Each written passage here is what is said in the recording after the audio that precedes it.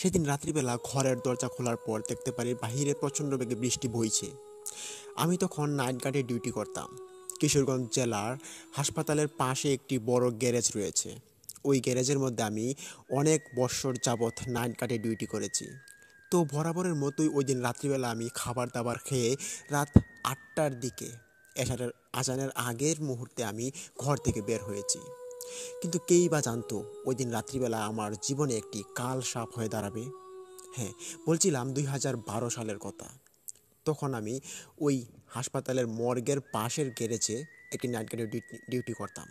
সময়টা ছিল বৈশাখ মাসের মাঝামাঝি একটা সময়ে। তখন সময়কার মানুষ ধান ক্ষেত কাটা শুরু করেছে এবং ধান ক্ষেত অনেকেই কাটা শেষ করে দিয়েছে।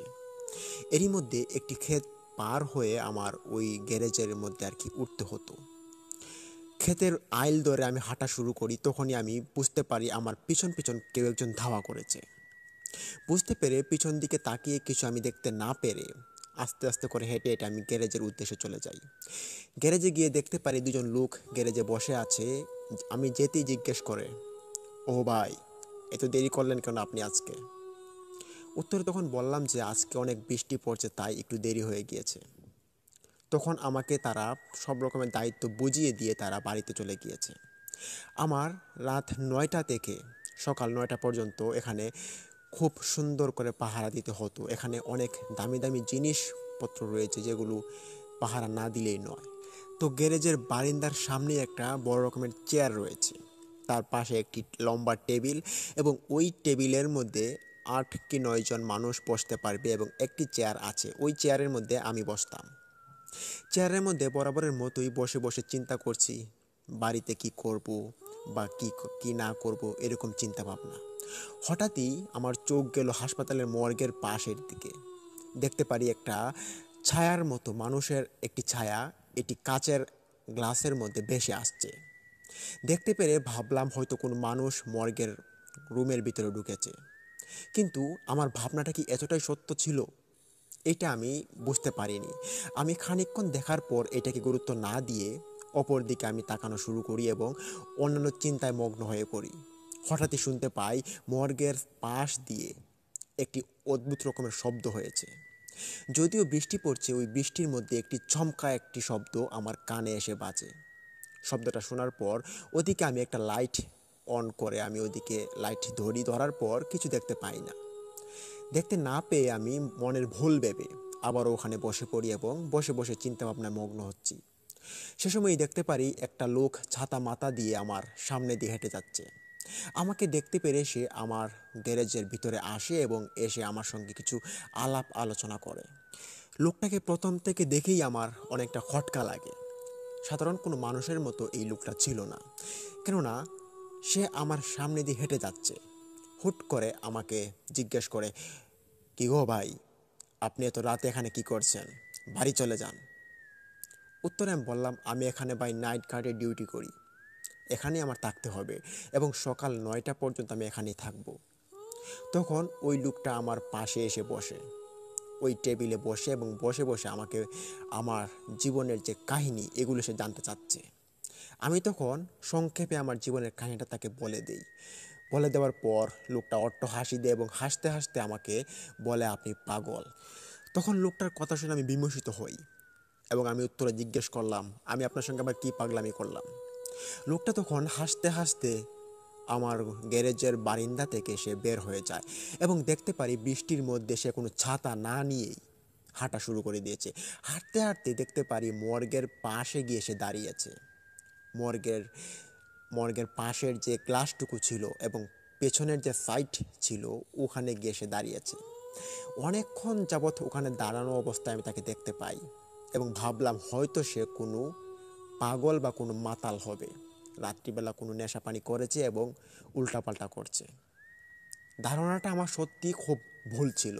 আমি খানিকক্ষণ পর ওই লোকটার দিকে আবারও তাকিয়ে দেখতে পারি যে তার যে অবস্থানটা, সে যে মর্গের পাশের নিচে দাঁড়িয়েছিল সেখানে সে আর নেই। তাকে দেখতে না পেরে আমি আমার হাতের ছাতাটা নিয়ে মর্গের পাশে চলে যাই। গিয়ে দেখতে পারি মর্গের পাশ জুড়ে রক্তের বন্যা বয়ে আছে। যদিও এখানে অনেক বৃষ্টি হয়েছিল, এতটা বৃষ্টির প্রভাবে যদি কোনো রক্ত থাকতেও হতো, রক্তগুলো পানিতে ধুয়ে চলে যেত। কিন্তু এখানে এত রক্ত কী করে আসলো? চিন্তায় ঘুরপাক খাচ্ছে আমার মাথা, কিছুই বুঝতে পারি না। আমি তখন ওই রক্তর মধ্যে হাঁটাহাঁটি করছি। রক্তের মধ্যে হাঁটাহাঁটি করতে আমার খুব বিরক্ত লাগছে এবং খুব ভয় লাগছে।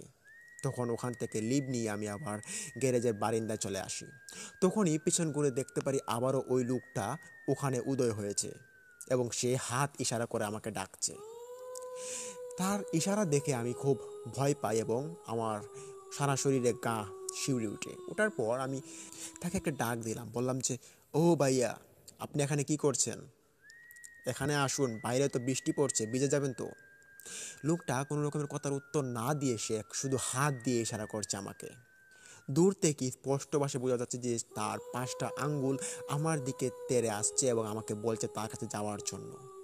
আমি ভাবলাম হয়তো তার কোনো বিপদ হয়েছে বা কোনো রকমের সমস্যা হয়েছে, যার কারণে সে আমাকে চুপি চুপি সরে ডাকছে। ছাতাটা আবারও হাতে নিই এবং ওখানে আবারও চলে যাই। গিয়ে দেখতে পারি রক্তের যে ছুঁই ছুঁই ভাবটা ছিল ওইটা অনেকটা পথ জুড়ে অতিক্রম করে ফেলেছে। তখন ওই রক্তের উপর দিয়ে আমি হেঁটে হেঁটে যাই। হঠাৎই দেখতে পাই যে মর্গের উপরের যে কাঁচটুকু ছিল, যে জানালা, ওই জানালার পাশে একজন মানুষ দাঁড়িয়ে আছে, তার ছায়াটুকু স্পষ্ট ভাসছে কাচের মধ্যে। আমি দেখতে পেরে ওই লোকটার নিকট যাই এবং গিয়ে বলি যে, দেখুন তো, মর্গের ভিতরে কেউ একজন দাঁড়িয়ে আছে। এত রাত করে তো মর্গের ভিতরে কেউ থাকার কথা নয়। তাহলে এটা কে? মর্গ তো এখন বন্ধ থাকার কথা। তখন লোকটা আমার কথা শুনে সে হেসে দিল। তার হাসি শুনে আমি বুঝতে পারি যে সে কোনো মানুষ নয়, সে কোনো পিশাচ বা কোনো জিন হবে। তার কারণ হচ্ছে সে যখন হাসি দেয়, হাসির সঙ্গে আমি দেখতে পাই তার বড় বড় কুৎসিত 2টা দাঁত বেরিয়ে আসে এবং তার শরীর থেকে একটা মারাত্মক গন্ধ বেরিয়ে আসে, যেটা কোনো মানুষের শরীরে আমি কোনো দিন শুনিনি। তো এইটা দেখার পর আমি তাকে চিনতে পারি এবং চিনতে পেরেই আমি ওখানে দৌড় পরে সরাসরি আমি আবার গ্যারেজের দিকে দৌড় দিয়ে হেঁটে চলে আসি। কিন্তু অদ্ভুত রকমের বিষয় ছিল যেটা, ওই যে লোকটা ছিল সে কিন্তু আমার পিছন পিছন চাইলেও আসতে পারতো। সে আমার পিছনে আসেনি, সে ওখানে দাঁড়িয়েছিল। গ্যারেজের চেয়ারে আবারও এসে বসি এবং বসে দেখতে পারি যে সে এখান থেকে হাসতে হাসতে বিদায় নিচ্ছে। হঠাৎই বাতাসের সঙ্গে সে মিলিয়ে গেল, তার পুরো দেহটা মিলে যাওয়া দেখে আমার শরীরে আর কোনো রকমের ভয়ের অস্তিত্বের বাকি নেই। আমি আর কোনো রকমের মানুষও পাচ্ছি না যে এই রকম ঘটনাগুলো কারোর সঙ্গে শেয়ার করব। চিন্তা করতে করতে ভয়ের যে হাতছানি ছিল এটা একটু একটু করে কাটতে শুরু করেছে আমার মন থেকে। হঠাৎই আবারও শুনতে পাই মর্গের ভিতর থেকে কেউ একজন চিৎকার দিয়ে উঠেছে। চিৎকার শোনার সঙ্গে সঙ্গে মনের ভিতরে আবারও একটা চেত করে উঠল। ভাবলাম যে হয়তো কেউ বিপদে পড়েছে। শুনতে পেরেই দৌড় দিয়ে এলাম এবং ওখানে গিয়ে দেখতে পারি ছোট্ট একটা চায়ের দোকান, যেটা হাসপাতালের অপর পাশে ছিল। আমাদের গ্যারেজের অপর পাশে একটি ছোট্ট চায়ের দোকান ছিল। ওই দোকানদার রাত্রিবেলা নাইট করার জন্য সে বসেছিল ওই দিন। ছোট্ট একটা মোমবাতির আলো ছুঁই ছুঁই করে জ্বলছে এবং ওই আলোর ভিতরে সে টুকটাক বেচাকেনা করছে দেখতে পারলাম। হাসপাতাল থেকে কোনো মানুষ যদি কোনো দরকার বা কোনো চা খাওয়ার জন্য, পান খাওয়ার জন্য আসতো, ওই তার দোকানে যেত 1-2টা মানুষ। আমি দেখতে পারি আমি যাওয়ার আগ মুহূর্তে 2জন মানুষ তার দোকানে এসেছে এবং ওখান থেকে হয়তো চা বা পান খেয়ে চলে গিয়েছে তারা। আস্তে আস্তে করে হেঁটে চায়ের দোকানদারের কাছে যাই এবং গিয়ে জিজ্ঞেস করলাম, কামাল চাচা, আপনি আজকে রাতে এখানে কেন? আর আজকে কি আপনি নাইট করবেন নাকি? উত্তরে সে বলল যে হ্যাঁ, আজকে সারা দিন আমার ছেলে দোকানদারি করেছে, তাই ভাবলাম যে সারাদিন তো ঘুমিয়েছিলাম, আজকে নাইটটা আমিই করি। বললাম যে আচ্ছা ঠিক আছে, তো আমার একটা সমস্যা হচ্ছে। তখন কামাল চাচা বললেন যে কী সমস্যা?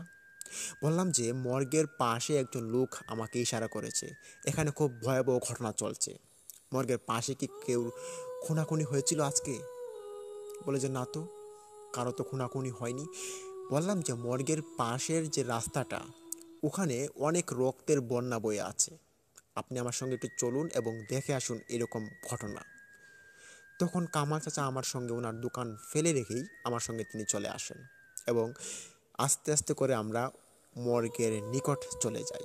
গিয়ে দেখতে পারি যে ওখানে কোনো রকমের রক্তের দাগ তারপর কোনো মানুষের অস্তিত্ব ওখানে কিচ্ছু নেই। দেখতে পেরে বেশ অবাক হলাম এবং কামাল চাচার দিকে আমি হাঁ করে তাকানো শুরু করলাম। কামাল চাচা তখন বললেন যে, কি হয়েছে? তুমি কি কোনো ভুল দেখেছো হয়তো? এখানে তো কোনো রক্ত নেই, কোনো মানুষও নেই। কি দেখেছো তুমি? আমি তখন আর কোনো কথার উত্তর দিতে পারিনি। আমাকে তখন তিনি দুই এক কথা শুনিয়ে তিনি ওনার দোকানে চলে গেলেন। মনে মনে ভাবছিলাম, এতটাই কি ভুল দেখলাম আমি? তখন মনকে সান্ত্বনা না দিতে পেরে আবারও গিয়ে আমি আমার সিটে বসে পড়ি, চেয়ারে। তখন চেয়ারে বসে বসে এই বিষয়টা নিয়ে আরও ভাবছিলাম। তখন ঘন্টাখানিক সময় অতিবাহিত হয়ে পড়ে। রাত 12টা বাজে কি বাজে। হঠাৎই দেখতে পারি আমার পিছন দিক থেকে কেউ একজন হাত দিয়ে ধরেছে। হাতটা যখনই আমার কাঁধে এসে পড়লো, তখনই আমার সারা শরীর একটা কাঁপুনি দিয়ে উঠলো। কাঁপুনি দিয়ে ওঠার সাথে সাথেই আমি পিছন দিকে ঘুরে ফেরানোর চেষ্টা করি, কিন্তু পিছন ঘুরে দেখতে পারি কেউ নেই। এতটা ভয়ে আমি এত বিমূঢ় ছিলাম যে মানুষকে ডাক দিব এরকম শক্তিটাও পাচ্ছি না। তখন বসে বসে এখানে নানান রকমের চিন্তা ভাবনা করছি এবং এই থেকে কীরকমভাবে মুক্তি পাওয়া যায় এটা নিয়ে আমি চিন্তা করছিলাম। হঠাৎই দেখতে পারি একজন ভিক্ষুক লোক আমার সামনে এসে পড়ে গিয়েছে। তখন দৌড় দিয়ে তাকে গিয়ে তোলার চেষ্টা করি। যখনই তাকে পিছন দিক থেকে হাতটা টেনে ধরি, তার মুখ যখন আমার দিকে তাকায়, মুখটার তখন আমি আর কোনো অস্তিত্ব দেখতে পাই না। তার মুখ পুরোটা একটা রাক্ষসে মুখ। তারপর ওইটার মধ্যে রক্তের বন্যার মতো অতিবাহিত হচ্ছে। মনে হচ্ছে এই রক্তের কারণে পুরোটা রাস্তা ডুবে যাবে। তখন দেখতে পেয়েই খুব ভয় পাই এবং একচোট হোঁচটকে পড়ে যায় পিছন দিকে আমি। তখন ওই ভিক্ষুক লোকটা আমার দিকে এগিয়ে আসছে। দৌড় দিয়ে আমি কামাল চাচার দোকানের দিকে চলে যাই। ভিক্ষুক লোকটা তখন আমার পিছন পিছন হেঁটে হেঁটে আসছে আস্তে আস্তে করে। কামাল চাচা তখন জিজ্ঞেস করে যে, কি হয়েছে? তুমি আবারও চলে আসলে কেন এখানে? বললাম যে এখানে একটা ভিক্ষুক লোক, সে খুব ভয়ঙ্কর দেখাচ্ছে তাকে, আপনি একটু চলুন আমার সঙ্গে। তখন কামাল চাচা আমাকে বলেছে, তুমি আজকে কী খেয়ে এসেছো কে জানে, যাও তোমার ডিউটিতে যাও, আমি তোমার সঙ্গে আর যেতে পারবো না। কামাল চাচা তখন আমার কথা আর বিশ্বাস করেননি তিনি। আমি তখন কামাল চাচার থেকে কোনো সাহায্য না পেয়ে আমার গ্যারেজের নিকট চলে আসি। গ্যারেজে পাহারা দেওয়ার মতো অন্য কেউ ছিল না, আর এখানে খুব দামি দামি জিনিসপত্র ছিল, যার কারণে অনেক টেনশনও ছিল মাথার মধ্যে।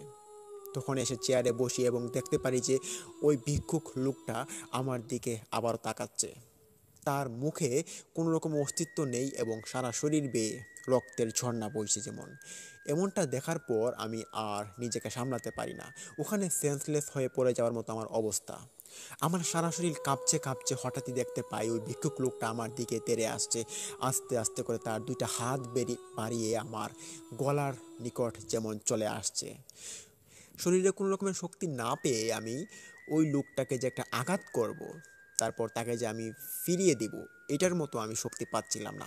ভয়ে এতটা বিমূঢ় হয়ে পড়েছিলাম, যার কারণে আমি তাকে আর কোনো মোকাবেলা করতে পারিনি। দেখতে পারলাম সে আমার গলাতে এসে তার হাতটুকু দিয়ে চেপে ধরে দিয়েছে। হঠাৎ আমি সেন্সলেস হয়ে পড়ে যাই। আমার সঙ্গে তখন কি হয়েছিল সেটা আমি আর বুঝতে পারিনি। খানিকক্ষণ পর ফজরের আজান পড়ে একজন লোক এসে আমাকে ডাকতে শুনতে পাই। চোখ খোলার পর দেখতে পারি যে ওই লোকটা আমার মুখের উপর তাকিয়ে আছে। ভয়ে আমি লাফ দিয়ে ওখান থেকে উঠে পড়ি এবং তাকে দেখে খুব ভয় পাই। সে বলল যে কোনো ভয় নেই, আমি মসজিদের মুয়াজ্জিন, আজান দিতে যাব। আপনি এখানে ঘুমাচ্ছেন কেন এখন? এই গ্যারেজের দায়িত্ব আপনার কাছে, রাত্রিবেলা নাইট ডিউটি পালন করুন। আর আপনি যদি ঘুমান তাহলে তো এখানে চুরি হওয়ার সম্ভাবনা রয়েছে অনেক। আমি তখন ওই মুয়াজ্জিন হুজুরকে সব ঘটনা খুলে বললাম। মুয়াজ্জিন তখন বলেন যে, আপনি যা দেখেছেন তা খুব খারাপ, তবে আপনি এরকম ঘটনা কারোর সঙ্গে শেয়ার করতে যাবেন না। এরকম ঘটনা আমি শুনেছি, যদি কেউ কোনো ঘটার পর তারপর কাউকে শেয়ার করে তাহলে তার খারাপ ঘটনা ঘটে আরও বেশি।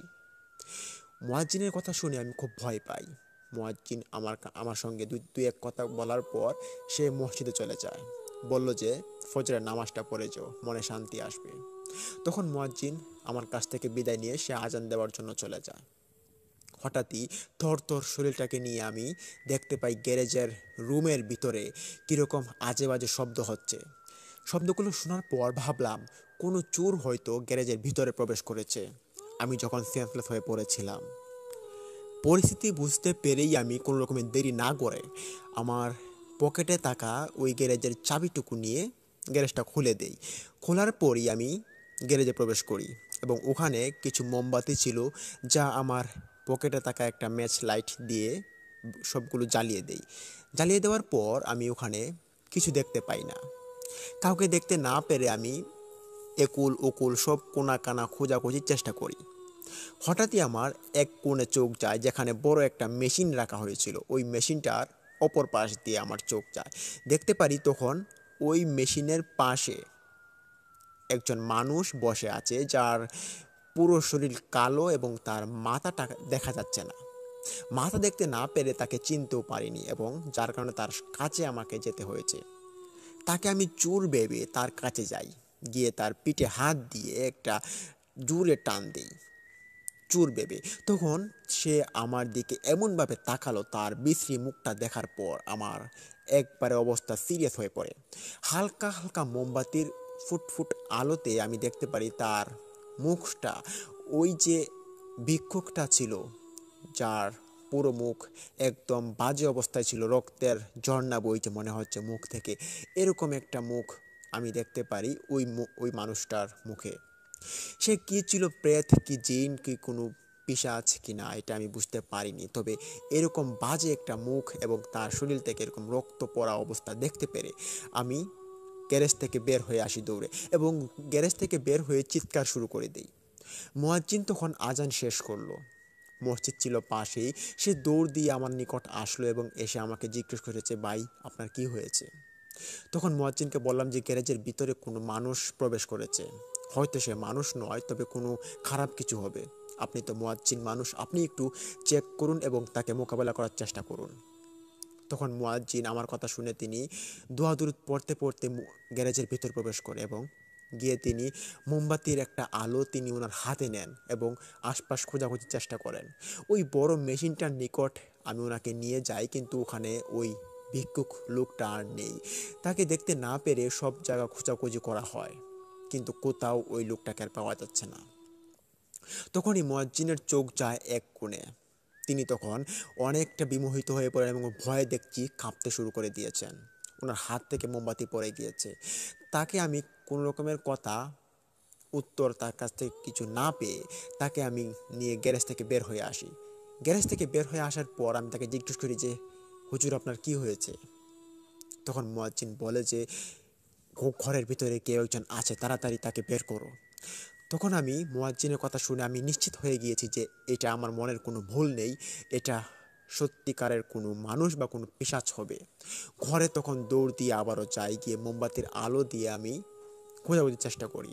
তখনই দেখতে পারি যে গ্যারেজের পাশের একটা জানালা ছিল, ওই জানালাটা জোরে একটা শব্দ হয়েছে এবং ওই শব্দের প্রভাবে দেখতে পারি খানিকটা আলো এসে প্রবেশ করেছে এবং জানালাটা কেউ ভেঙে দিয়েছে, এবং ওই জানালা ভাঙার পরই এদিক দিয়ে ওই পিশাচাকৃতির অবয়বটা ওদিক দিয়ে পালিয়েছে।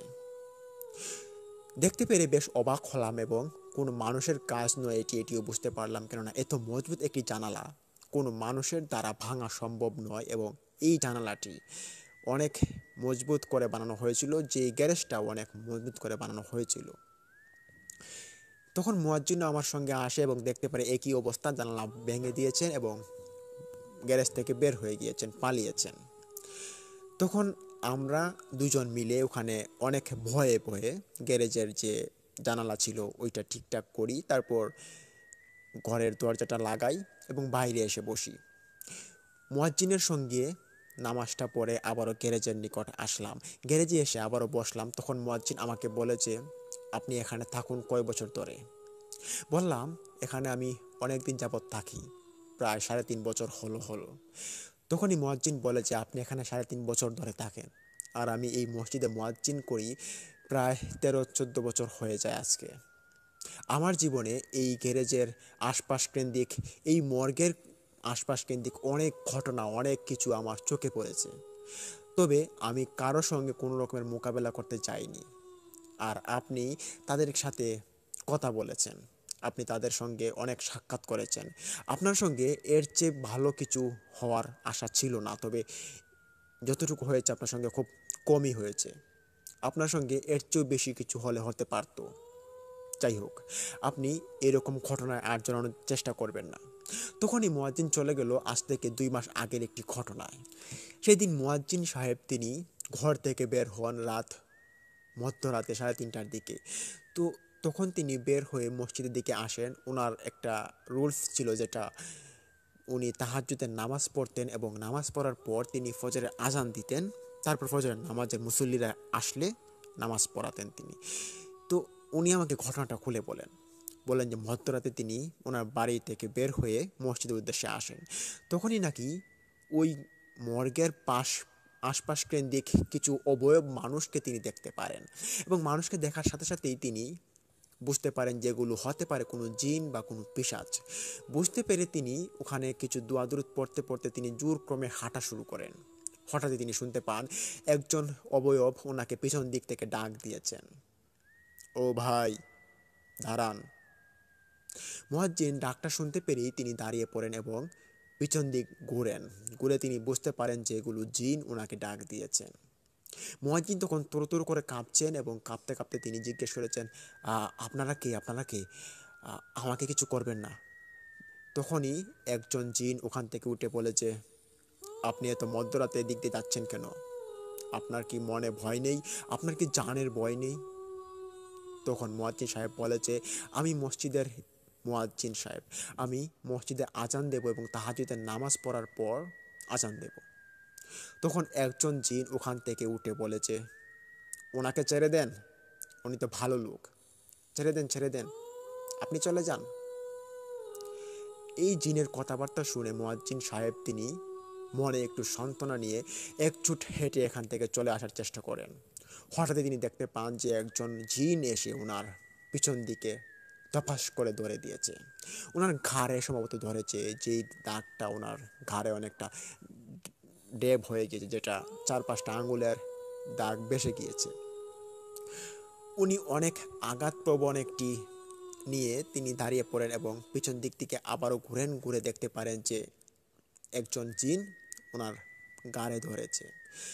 উনি দেখতে পেরেই কান্না অবস্থায় তিনি তাদের কাছে ক্ষমা চাইলেন, বললেন যে তিনি আর মধ্যরাতে এই রাস্তা দিয়ে তিনি আসবেন না। তখন জিনটা খুশি হয়ে বলল যে, হ্যাঁ, মধ্যরাতে আমরা এখানে বিচরণ করে থাকি, আর এখানে যদি তোমরা আসা যাওয়া করো তাহলে আমাদের অনেকটা সমস্যা হয়। এদিক দিয়ে আসা যাওয়ার সময় কোনো রকমের শব্দ করবা না।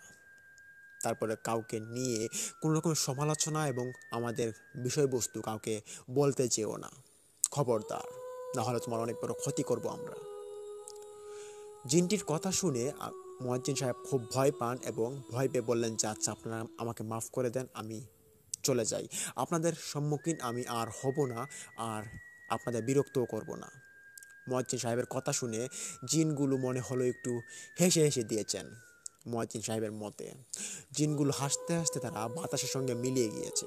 মিলানোর পরই মুয়াজ্জিন সাহেব উনি ভয় পেয়ে একচোট হাঁটা শুরু করেন। হঠাৎই তিনি শুনতে পান যে মর্গের পাশ কেন্দ্রিক একটি কাঁচ ভাঙার শব্দ হয়েছে।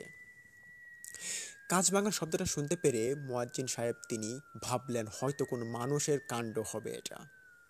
তিনি কোনো রকম ভয় না নিয়েই মনে মর্গের পাশে চলে যান। যদিও মর্গের পিছনের দিকটা ওই রাস্তার পাশে ছিল। গিয়ে দেখতে পারেন যে ওই রক্তের যে একটা বন্যার মতো অতিবাহিত হয় পানির মতো, ওইটা মুয়াজ্জিন সাহেবও দেখতে পারেন। মর্গের পাশ ধরে যে ছোট্ট একটা ড্রেনের মতো রয়েছে, ওইটা পরিপূর্ণ হয়ে রক্তর একটা আবির্ভূত হচ্ছে, যেটা মুয়াজ্জিন সাহেব নিজের চোখে দেখতে পারেন। তিনি ওইটাকে হাতেও নিয়েছেন। হাতে নিয়ে তিনি অনুভব করতে চেষ্টা করেছেন যে এটা কি কোনো মানুষের রক্ত নাকি অন্য কিছুর রক্ত। তিনি রক্তটা হাতে নেওয়ার পর বুঝতে পারেন যে এটা খুব গাঢ় একটা রক্ত এবং এটা কোনো মানুষের রক্ত হতে পারে না, কেননা মানুষের রক্ত অনেকটা মসৃণ এবং খুব পাতলা আকৃতির হয়, আর এই রক্তটা অনেকটা গাঢ়, যেটা আঠালো ছিল অনেক। মুয়াজ্জিন সাহেবের এই কথা শোনার পর আমার অনেক খটকা লাগে। আমি ভাবলাম যে এরকম ঘটনা আরও না জানি কত মানুষের সঙ্গে ঘটেছে। তখনই মুয়াজ্জিন সাহেব আমাকে আরও বলে যে এই রক্তটা যখন তিনি হাতে নেন তখন তিনি এই রক্তটার প্রভাবে ওনার মনে হচ্ছে হাত জোড়া জোড়া লেগে যাবে, এরকম একটা অবস্থা। মনে হচ্ছে কোনো ঘাম বা কোনো জোড়াকৃত বস্তু দিয়ে ওনার হাত চেপে ধরেছে কেউ। উনি তাড়াতাড়ি করে মসজিদের বারান্দায় গিয়ে পানি ঢালেন হাতের মধ্যে এবং হাত ধৌত করেন। যদিও সম্ভব ছিল না হাতের পুরোটা রক্ত শেষ করা, ওনার নাকি 3-4 দিন যাবৎ ওই লাল রক্তটা ওনার হাতে বিচরণ করেছিল, যেটা 3-4 দিন পর ওনার হাত থেকে চলে গিয়েছিল। তারপর থেকে ওনার সঙ্গে আরও এরকম কিছু কিছু ঘটনা ঘটেছে যেটি উনি আমার সাথে শেয়ার করেছেন। তারপর মুয়াজ্জিন সাহেবের এরকম ঘটনা শোনার পর আমি ওনাকে জিজ্ঞেস করলাম যে এরকম ঘটনার পরিপ্রেক্ষিতে কি দাঁড়ায়, এই যে ঘটনাগুলো ঘটছে, তারপর এই মর্গের পাশ কেন্দ্রিক রক্তের প্রবণতা যে বইছে, এগুলোর মানে কি? তখন মুয়াজ্জিন সাহেব আমাকে বলে যে এই রক্তের প্রবণতা নিয়ে অনেক কাহিনী হয়ে গিয়েছে। আমি আগেকার মানুষের কাছ থেকে শুনতাম এখানে নাকি একটি হিন্দুদের শ্মশান ছিল, যে শ্মশানের মধ্যে হিন্দু মানুষ মারা গেলে লাশ পোড়াতো এবং এখানে অনেক মানুষই নাকি আত্মহত্যা করে মারা যেত এবং তাদের লাশও এখানে পোড়ানো হতো। লোকমুখে আগে শুনতাম ওই শ্মশানের পাশে নাকি মাঝে মাঝে রক্তের প্রবণতা হতো এবং ওই রক্তের প্রবণতা এখনও নাকি হালকা হালকা হয়ে থাকে এবং ওই মর্গের পাশ কেন্দ্রিক এরকম হয়। আর এই ঘটনা শুনেছি আমি আমার একজন উস্তাদের কাছ থেকে, যিনি এই মসজিদের একজন উস্তাদ ছিলেন। এই ঘটনাটি অনেক আগেকার একটি ঘটনা, যে ঘটনাটি এখনও প্রবণতা ঘটেছে। আবার এই রক্তের প্রবণতাটা, এটা শুধু তুমি দেখোনি আর আমি দেখিনি যে এরকম কোনো কথা নয়, এটা অনেকেই দেখেছে।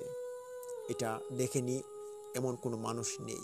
তবে এখানে যারা যারা বিচরণ করেছে তারা অবশ্যই এই রক্তের যে প্রবণতা এটা দেখেছে। লিসেনার্স, পরবর্তীতে এর কোনো ঘটনার যে একটা পরিপন্থী এটা আর পাওয়া যায়নি। এই ছিল ঘটনা। চলুন এখন আমরা আমাদের দ্বিতীয় ঘটনায় চলে যাই।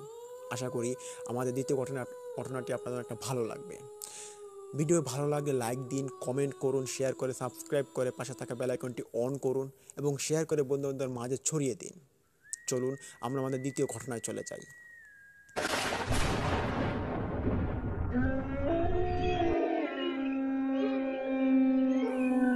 আসসালামু আলাইকুম প্রিয় লিসেনার্স, আশা করছি আপনারা সবাই ভালো আছেন।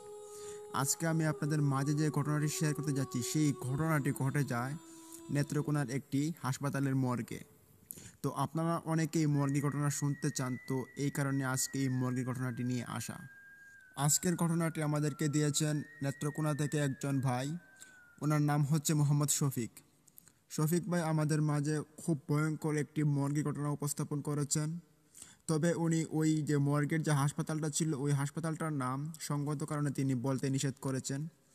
তো আমি এখন এই মুহূর্তে আর কোনো রকমের দেরি না করে চলে যাচ্ছি মূল ঘটনাটিতে। সময়টা ছিল 1998 সাল। ওই হাসপাতালে যিনি মর্গের দায়িত্বে ছিলেন উনি কিন্তু ডুম নন, জাস্ট দায়িত্বে ছিলেন। তো উনি ওই হাসপাতালের মর্গে যে লাশগুলো আসতো ওই লাশগুলোর হিসাব নিকাশ, তাদের ঠিকানা, বাবা মায়ের নাম, লাশের যে নাম ছিল, এইরকম তথ্য উপাত্ত সে মানুষের কাছ থেকে রাখতো, তার দায়িত্ব ছিল এটা।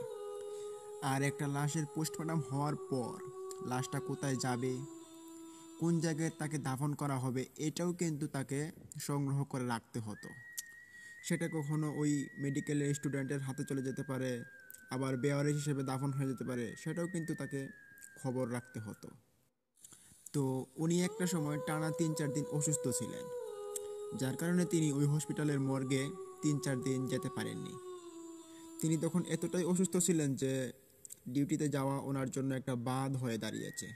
আবার ওই সময়টা তখন ছিল যে রোজাইদের আগের সময়টা, যে সময়টাতে ডাক্তার, নার্স তারা ছুটিতে অনেক চলে গিয়েছিল এই সময়টাতে আর কি।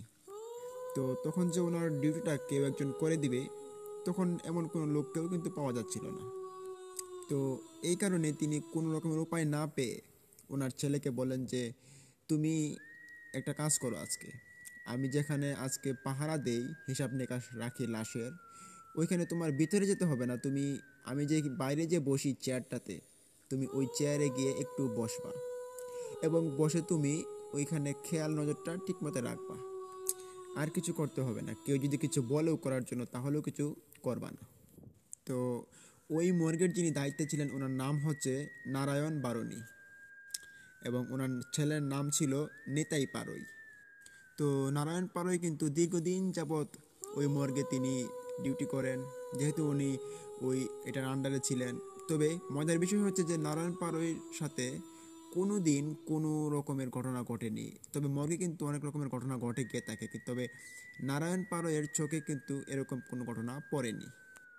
যার কারণে নারায়ণ পারই তার পরিবারের সঙ্গে সে বুক ফুলিয়ে কথা বলতো যে মানুষের সাথে কত রকমের ঘটনা ঘটে গিয়ে থাকে, আমি দেখো কত রিক্সের একটা জায়গায় থাকি, তো আমার সাথে তো কিছু ঘটলে ঘটতে পারতো, কিন্তু দেখো আমার সাথে এখনও কিছু ঘটেনি।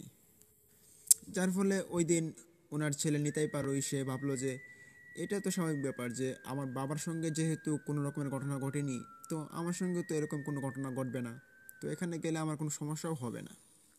আর যেটা মানুষ ভয় পায় সেটা হতে পারে মানুষের মনের ভুল, মানুষ যেটা ভয় পায় সেটাই হতে পারে তার চোখের সামনে হঠাৎ করে বেশি উঠে, এটাই হতে পারে, এছাড়া তো আর কিছু হতে পারে না এখানে। নিতাই পারই এই স্বাভাবিক চিন্তাটাই করেন। তবে নিতাই পারই তখন পড়ালেখা করতো কলেজে, সে ইন্টার ফার্স্ট ইয়ারে তখন পড়তো। ফার্স্ট ইয়ারে পড়লেও সে বেশ উঁচু লম্বা, বেশ সাহসী একজন ছেলে ছিল আর কি সে। তো ওই দিন মর্গে যেহেতু কেউ ছিল না, আর ওই যে হাসপাতালের যে মর্গের যে বিষয়টা, ওইটা নিয়ে কেউ মাথা ঘামায়ও না যে কে ডিউটিতে আসলো কে ডিউটিতে আসেনি, এটা নিয়ে এত বেশি হয় না কথাবার্তা। এর জন্য তার বাবা অসুস্থ থাকার কারণে সে ওইখানে চলে যায় ডিউটিতে। এক রাতের জন্যই তো এখানে যাওয়া। সময়টা ছিল রোজা ঈদের পরের দিন। তখন মোটামুটি খুব শুনশান একটা অবস্থা। হাসপাতালের মধ্যে রোগীর সংখ্যাটাও অনেক কম, ডাক্তার নার্সের সংখ্যাও কম ছিল। তো ওই রাত্রে নিতাই পারই তার বাবা যে টেবিলে বসে থাকে, ওই টেবিলে একটু বসে থাকে, জাস্ট বসে থাকার জন্য বসে থাকা আর কি। সে বসেছিল, তবে সন্ধ্যার দিকে সে দেখতে পায় একটি লাশ আসছে। লাশটি দুর্ঘটনায় আহত হয়ে মারা গিয়েছে এবং ওই লেজার বোর্ডে এটি চিহ্নিত করা হয় যে এটি একটা দুর্ঘটনা। তো সে ওই লাশটির চেহারা দেখতে যায়নি এবং ওই লাশটির যে দরজাটা ছিল, ওই দরজা থেকে সে অনেকটা দূরে চেয়ারের মধ্যে বসেছিল। আর দুজন ডক্টর মিলে ওই লাশটাকে পোস্টমর্টম রুমের ভিতরে ঢুকিয়ে দেয়। তারপরেই রাত যখন গভীর হয়, তখন নিতাই পারই হঠাৎ শুনতে পান ওই মর্গের রুমের ভিতরে ধপাস করে জোরে কিছু একটা পড়ে গিয়েছে। মনে হচ্ছে যে উঁচু থেকে কিছু ভারী একটা জিনিস মাটিতে পড়েছে বা ফ্লোরে পড়েছে। তখন নিতাই পারই চিন্তা করেন যে কী ব্যাপার, মর্গের ভিতরে এভাবে ভয়ঙ্কর একটি শব্দ কেন হলো। যেহেতু সে একটু সাহসী টাইপের ছিল আর ওই মর্গের চাবিটাও তার সাথে ছিল, তখন সে একটু চিন্তা করে যে হ্যাঁ, আমি এটাকে দেখে আসি যে শব্দটা কেন হলো। নিতাই পারই আস্তে আস্তে ওই মর্গের দরজাটার কাছে যান। খুলবে কি খুলবে না সে একটু দ্বিধাদ্বন্দ্ব হতে থাকে যে দরজাটি খুলবো কি খুলবো না। তারপর হঠাৎ করে মনে হলো যে না, খুলি দরজাটা। তখন সে আস্তে আস্তে দরজাটা খুলে, দরজা খোলার পর সে লাইটটা অন করে। মর্গে তখন বেশি একটা লাশ ছিল না, একটা দুইটা লাশ ছিল মর্গের ভিতরে। তো নিতাই পারই লাইটটি অন করার পর সে দেখতে পেল যে একটি লাশ মাটিতে পড়ে আছে এবং যে স্ট্রেচারটি, যে ওই যে পাশে থাকা যে স্ট্রেচারটি, ওইটা ফাঁকা। আসলে নিতাই পারই বুঝতে পারছিল না, সে যখন ডিউটিতে এসেছিল তার বাবার অবর্তমানে তারপর থেকে একটা লাশই ঢুকেছিল, যেটা কিনা দুজন ডক্টর মিলে তাকে পোস্টমর্টম করিয়েছে। তারপর তো আর কোনো লাশ ওইখানে ঢুকেনি। তো একটি লাশকে ওইখানে মাটিতে পড়ে থাকতে দেখে সে ভাবলো যে লাশটা কি ওইটাই ছিল, লাস্টের ওইটা, যে ওইটা কি ফ্লোরে রাখবে নাকি স্টেজটার উপরে রাখবে, এটা তো কেউ আমাকে বলেনি। তখন নিতাই পারই চিন্তা করেন যে কী ব্যাপার, লাশটা তো ওই স্ট্রেচারের উপরে থাকার কথা, মাটিতে কেন। তখন নিতাই পারই চিন্তা করেছেন হয়তো বা স্ট্রেচারের উপরে রাখা তার জন্য অসুবিধা বা লাস্টের কোনো সমস্যা, যার কারণে তাকে ফ্লোরে রাখা হয়েছে। তখন সে আরও একটা জিনিস লক্ষ্য করে যে ওই লাশটা যে ফ্লোরে পড়া ছিল, ওই লাশটার শরীরটা ছিল বেশ ভারী, স্থূল আকৃতির ছিল। তার কারণে সে ভাবলো যে হতে পারে যে তার শরীরের যে ওজনটা, এই ওজনটা মনে হয় স্ট্রেচারটা নিতে পারবে না, তার জন্য তাকে ফ্লোরে রাখা হয়েছে। তখন নিতাই পারে আরও একবার চিন্তা করেন যে সে শুনতে পেয়েছিল এখানে কিছু একটা পড়ে গিয়েছে। এটা মনে হওয়ার পর সে ভাবলো যে এটা হয়তো ওই লাশটাই হয়তো পড়ে গিয়েছে। স্ট্রেচার তো অনেক শক্ত, স্ট্রেচার যে ভেঙে যাবে এটার কোনো কথা না। তখন নিতাই পারে ভাবে যে ওই লাশটাকে কি সে স্ট্রেচারের উপরে তুলবে কি তুলবে না। তখন নিতেই পারো এই লাশটার যে চিরা কাটা শরীরটা ছিল ওইটা দেখার পর সে ভাবলো যে না, লাশটা পড়ে আছে, পড়েই থাক, আমি এখন আর ধরে আমার হাতটাকে নষ্ট করতে চাই না। পরে কি থেকে কি হয়, যদি তারা ওইখানে লাশটাকে ফ্লোরে রেখে যায়, তো পোস্টমর্টমে যদি কোনো আলামত হয় তো বা বিভিন্ন কারণের জন্যই তো হতে পারে যে ফ্লোরে রাখতেও পারে। নিতাই পারে ওই লাশটিকে আর ধরেনি। তিনি আবারও ওই দরজাটা বন্ধ করে তিনি বাইরে চলে যান। বাইরে গিয়ে তিনি ওই চেয়ারটাতে আবারও বসে পড়েন। তখন বসে থাকতে থাকতে তার হঠাৎ একটু ঘুম ঘুম ভাব চলে আসে। হঠাৎ করে নিতাই পারে মনে হচ্ছিল যে মর্গের ভিতরে কোনো একজন মানুষ হাঁটাহাঁটি করছে। মনে করুন একটি ফ্লোরে, যে ফ্লোরে পানি আছে, ওই পানিওয়ালা ফ্লোরে যদি কেউ হাঁটাহাঁটি করে তাহলে যেরকম তপাস তপাস শব্দ হবে, ঠিক তেমন শব্দে ওই মর্গের ভিতরে কেউ একজন হাঁটাহাঁটি করছে। তো নিতাই পাড়াইয়ের যে বাবা নারায়ণ পাড়ই, তিনি নিতাই পাড়াইকে আগেই বলেছিলেন যে মর্গের পাশে যে একটা গাছ রয়েছে বড়, আর ওই হাসপাতালে বেশ কয়েকটা বড় বড় বিড়াল রয়েছে, যে বিড়ালগুলো ওই বড় বড় গাছগুলোকে বেয়ে মর্গের যে ইন্ডিকেটর রয়েছে উপরের দিকে একটু ফাঁকা জায়গা, ওই ফাঁকা জায়গা দিয়ে ঢুকে পড়তে পারে মর্গের ভিতরে। বিড়ালগুলো ঢুকে অনেক সময় অনেক কিছু তছনছ করে থাকে আর কি তারা। তো নিতেই পারে চিন্তা করেন যে হতে পারে কোনো একটা বিড়াল হয়তো ইন্ডিকেটরের ভিতর দিয়ে ঢুকে পড়েছে, এর জন্য হতে পারে বিড়ালটা হাঁটাহাঁটি করছে আর এরকম শব্দ হচ্ছে। তো নিতাই পারে কিন্তু প্রথম দিকে ওই শব্দটার রহস্যটাকে সে অত বেশি পাত্তা দেয়নি, বিড়াল মনে করে। কিন্তু সময় অতিবাহিত হতে হতে তার একসময় মনে হলো যে বিড়াল হাঁটলে তো এরকম অদ্ভুত রকমের শব্দ হওয়ার কথা না, এত জোরে শব্দ হওয়ার কথা না, আসলে এই শব্দটা কিসের। তখন নিতাই পারে একটু সন্দেহ জাগে এবং সে আস্তে আস্তে ওই দরজার কাছে আবারও যায়। কাছে গিয়ে সে আস্তে আস্তে দরজাটা খুলে এবং মর্গের ভিতরে প্রবেশ করে ওই লাইটটি আবারও অন করে দেয়। লাইট জ্বালানোর পর সে দেখতে পায় যে ওই লাশটি এখানেই পড়ে আছে। সে যখন যাওয়ার সময় দেখতে পেল যেই জায়গাতে পড়ে আছে ঠিক সেই জায়গাতেই পড়ে আছে। তো শব্দটা কি হচ্ছিল, সে চিন্তা করলো যদি এটা বিড়ালেই হয়ে থাকে তাহলে এটাকে আমি একটু খুঁজি, দেখি পাই কি না। পেলে ওটাকে মর্গ থেকে বের করে দিতে হবে, না হলে মর্গের ভিতরে সে উল্টাপাল্টা নষ্ট করে দেবে জিনিসপত্র। তখন নিতাই পারে যে কাজটা করে, সে মর্গের যে যে কয়েকটা লাইট ছিল ওই লাইটগুলো সবগুলো অন করে দেয় এবং চারদিকে সে খুঁজতে থাকে। তারপর খুঁজতে খুঁজতে হঠাৎ করেই সে সত্যি সত্যি বিড়ালটাকে আবিষ্কার করে। দেখে বড় একটি বিড়াল, কিন্তু সেটি জীবিত না, মৃত। এবং মনে হচ্ছিল বিড়ালটাকে দেখেছে, বিড়ালটাকে কেউ একজন টান দিয়ে তার মাথাটা ছিঁড়ে ফেলেছে এবং তার বডি এক জায়গায় এবং মাথা আরেক জায়গায়, আর ওই বিড়ালটার রক্তে সারা ফ্লোরটা বেসে গিয়েছে। তখন নিতাই পারোয়ের মনে হলো যে খুব বেশিক্ষণ আগে ওই বিড়ালটি মারা যায়নি, তো কে মারলো। তখন নিতাই পারোয় আসলেই মনে মনে ভয় পেয়ে যায় যে আসলেই এখানে কি হচ্ছে, কে মারলো ওই বিড়ালটাকে।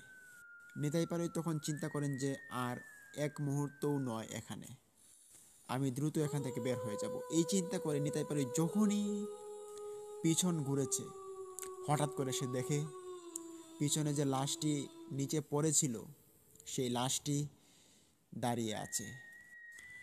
এই দৃশ্য দেখে নিতাই পারোয় প্রচণ্ড একটা চিৎকার দিয়ে সে দরজার দিকে দৌড়ে যেতে থাকে, কিন্তু দরজা পর্যন্ত সে যেতে যেতেই সে সেন্সলেস হয়ে পড়ে যায়। পরের দিন সকালবেলা যখন ওই হাসপাতালের যে কর্মচারী ডক্টর বা মর্গের যে কর্মচারীরা ছিল তারা যখন এসেছে সকালবেলা, এসে দেখতে পারে যে ওই মর্গের দরজাটা খোলা এবং ওই নিতাই পারুই সে দরজার সামনে সেন্সলেস হয়ে পড়ে আছে। সবাই নিতাই পারুইকে জ্ঞান ফেরানোর জন্য চেষ্টা করে, তার মুখে পানি ছিটায়। তখন এক পর্যায়ে নিতাই পারুইয়ের জ্ঞান ফেরার পরেই নিতাই পারুই সব ঘটনাগুলো তার সাথে থাকা যে কর্মচারীগুলো ছিল সবাইকে খুলে বলল। তো অদ্ভুত ব্যাপার যে নিতাই পারুইয়ের বর্ণনা অনুযায়ী লাশটি স্ট্রেচ থেকে নিচে পড়েছিল, কিন্তু আসলেই সবাই এসে যখন মর্গের ভিতরে ঢুকে দেখে ওই লাশটি স্ট্রেচারের ওপরেই ছিল, লাশটি নিচে ছিল না। তবে একটি বিষয় সবাই আবিষ্কার করে, ওই বিড়ালটার মাথা সত্যি সত্যি এখানে দুভাগে বিভক্ত ছিল এবং ওই বিড়ালটার ডেড বডি এখানে পাওয়া যায়। এই ছিল আজকের প্রথম ঘটনা। তো ইতিমধ্যে আরও একটি ঘটনা আপনাদের মাঝে আমি উপস্থাপন করতে যাচ্ছি।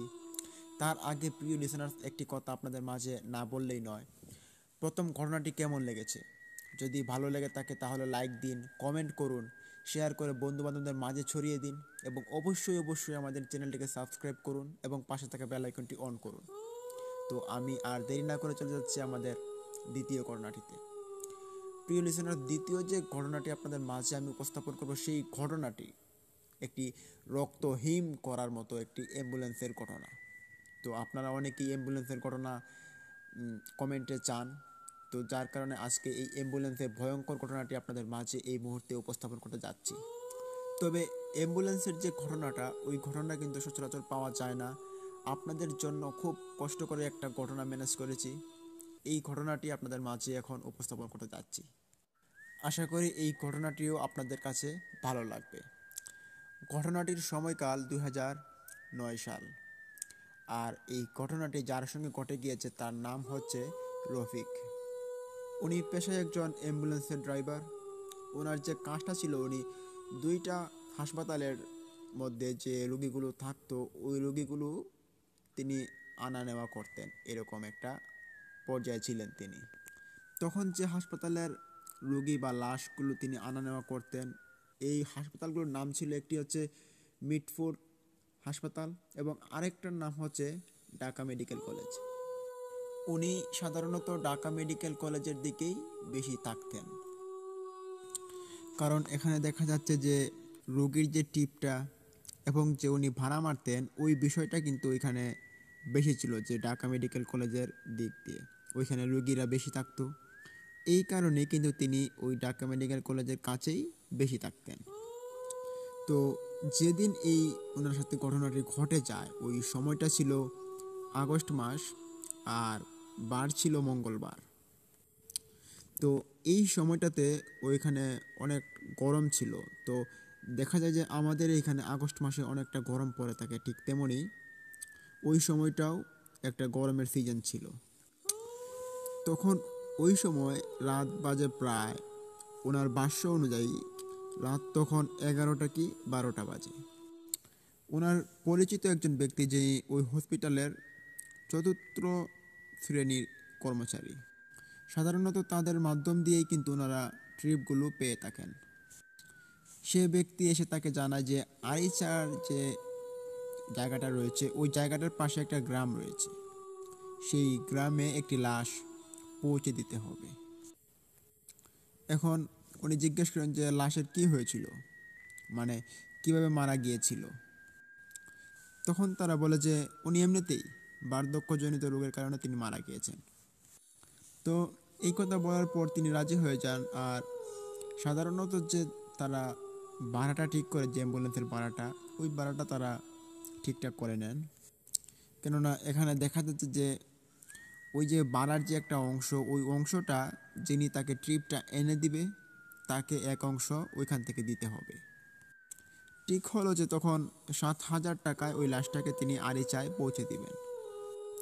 ওই সময় ওই 7,000 টাকা, যেহেতু ওনাকে কোনো নদী পার হতে হচ্ছে না, কোনো ফেরি দিয়ে পার হতে হচ্ছে না, তিনি রাস্তা অতিক্রম করে তিনি 7,000 টাকা পেয়ে যাবেন, তখন ওনার জন্য বেশ ভালো একটি অ্যামাউন্ট ছিল ওই টাকাটা।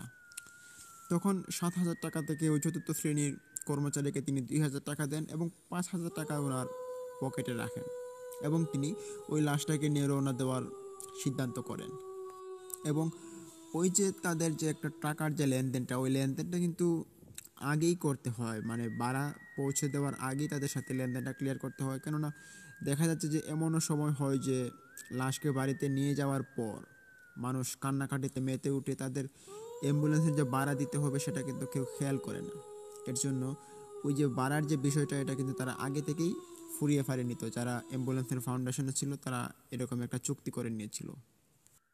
তারপর যখন লাশটি নিয়ে আসা হয়, লাশটির সঙ্গে 4 জন মানুষ ছিল, 3 জন পুরুষ, 1 জন মহিলা। গাড়িতে ওঠার আগে রফিক সাহেব তিনি যে এই টাকার যে লেনদেনটা তিনি করেন, কিন্তু ওনারা কোনো উচ্চস্বর না করেই তারা ওনার যে টাকাটা চেয়েছিল ওই টাকাটাই তারা রাজি হয়ে যায় লাশটাকে নিয়ে আসার জন্য আর কি। গাড়ি চলতে থাকে। রাত তখন প্রায় 1টা বাজে। তখন ওনারা মানে মানিকগঞ্জের যে রাস্তাটা ওইটা তারা পার হয়ে যাবেন এমন একটা পর্যায়ে তারা আছেন। তখন যেতে হলে সামনে একটা উতুলি নামক একটি জায়গা রয়েছে।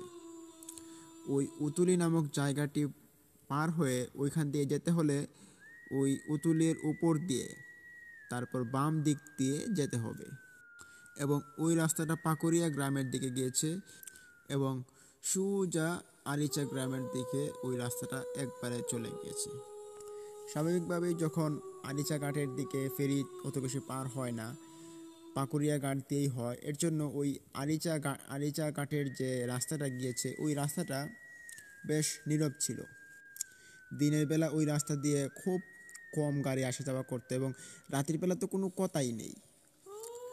যখন উতুলি নামক জায়গাটিতে তিনি গাড়ি নিয়ে এসেছেন তখন অনুভব করতে পারে যে হঠাৎ গাড়িটি একটি অদ্ভুত রকমের ঝাঁকি দেয়।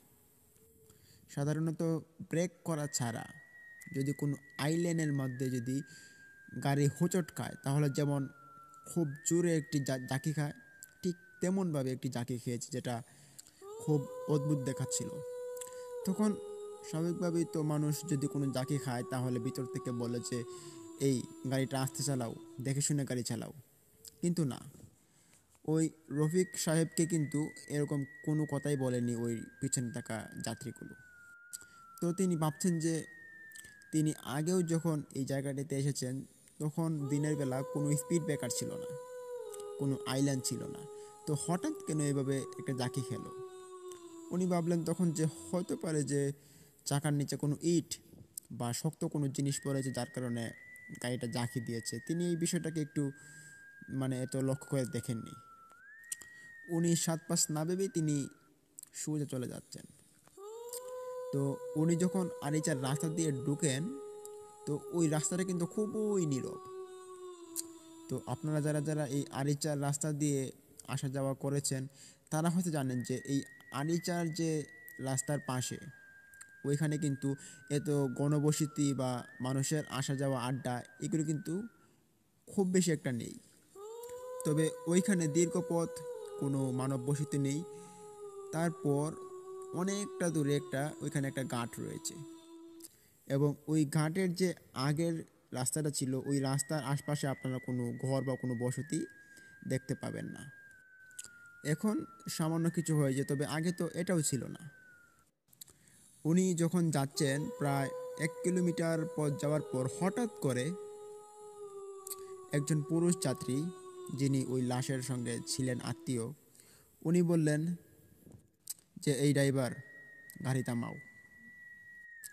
তখন রফিক সাহেব গাড়ি থামিয়ে দেন। তখন তিনি ভাবলেন যে এখানে হয়তো তাদের বাড়ি, এই কারণেই তারা এখানে নামতে চাচ্ছে। ভিতর থেকে ওই ব্যক্তিটি রফিককে বলে যে আমরা লাশ নিয়ে এখানেই নামবো।